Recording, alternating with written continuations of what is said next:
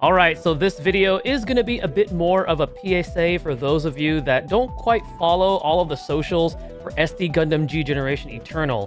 What's up everybody, Fortexfiend here, and welcome back again to another video on SD Gundam G Generation Eternal. This one is going to be a little bit quick, but I wanted to let you guys know that the next live stream that's going to be done by the official SD Gundam G Generation Eternal team is going to be happening on June 24th. Now, they did translate this into the JST time. However, if you do go on the YouTube video now, it will translate that time for you depending on the time zone that you're at. So for example, for me, it's going to be live in 3 days on June 24th at 4 a.m. Pacific, because I'm in the Pacific time zone. For those of you that are in the Eastern time zone, it's going to be at 7 a.m. And then for those of you who are in other time zones, just make sure to check this out so that way you know when this is going to go live. And if you guys want to watch it live, cool. Now, I know that it's only going to be in Japanese, just like how the last live stream was only in Japanese. But if you guys are interested and want to join my Discord community, I have a link down below in the video description as well as the pinned comments. We actually have a moderator in there who's going to be translating the live stream and dropping all of the details in the SD Gundam G Generation chats that we do have in my Discord. So if you guys want to be a part of a cool community, talk SD Gundam G Generation Eternal or anything else such as Magic the Gathering and all that good stuff, retro gaming, be sure to consider joining my Discord. It's totally free and I'd love to have you as part of my community.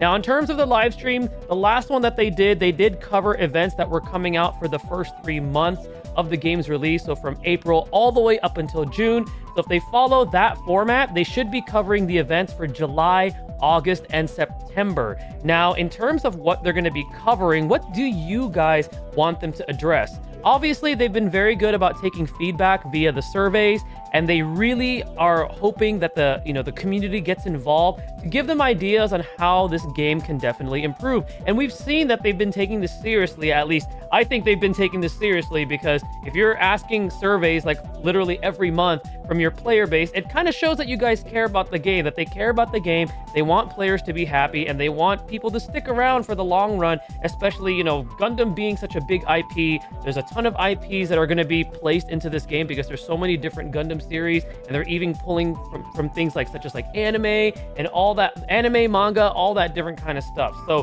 what I'm hoping to see though is them addressing some of the things that we did give feedback on the survey. For example, I know a big topic is going to be the diamond economy.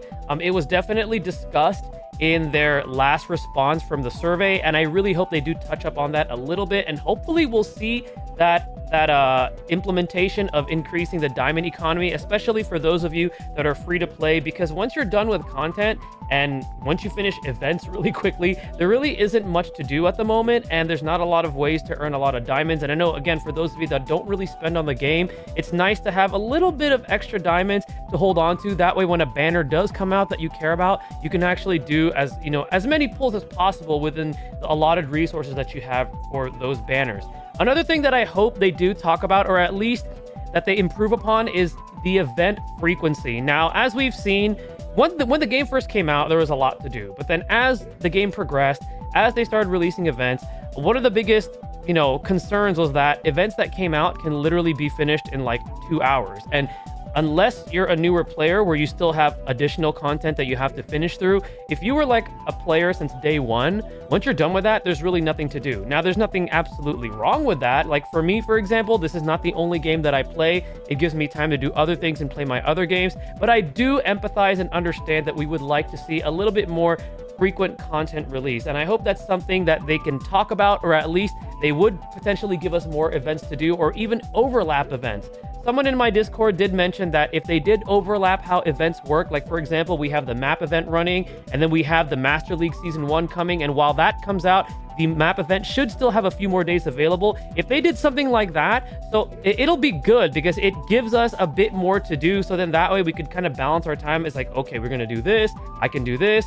I can wait for my stamina or whatever, stamina system they use for whatever events they release to refresh. Something like that would be nice. So that way it keeps the game going. So then that way we're not running out of things to do within the game. And then another thing that I definitely want them to discuss is, different ideas that we had suggested. Like, for example, guilds is a big one. Some kind of a clan or guild to like bring the community in, so that way there's community cohesion within the game and not just, you know, playing single player the entire time. Like something like that would be really, really cool. And I know that's something that we've wanted to see.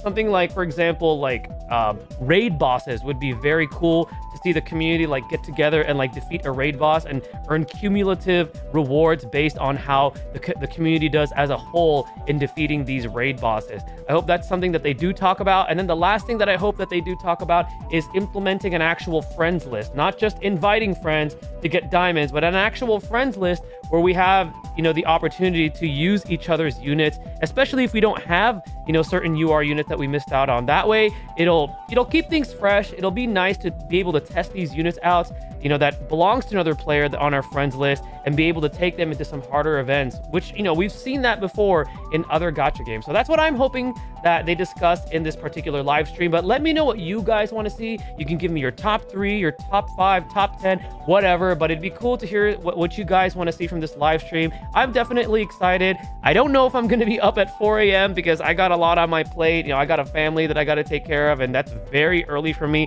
But if somehow I can, I might stream it and watch it live on my Twitch channel. And if you guys want to join me on that, I will leave my link to my Twitch channel in the video description, as well as the pinned comments as well. But let me know what you guys want to see, what you guys want to hear, what ideas hopefully they took into consideration from the surveys. I'd love to hear all of it. Thank you guys again for watching. Stay tuned for the next video, and stay blessed, everybody.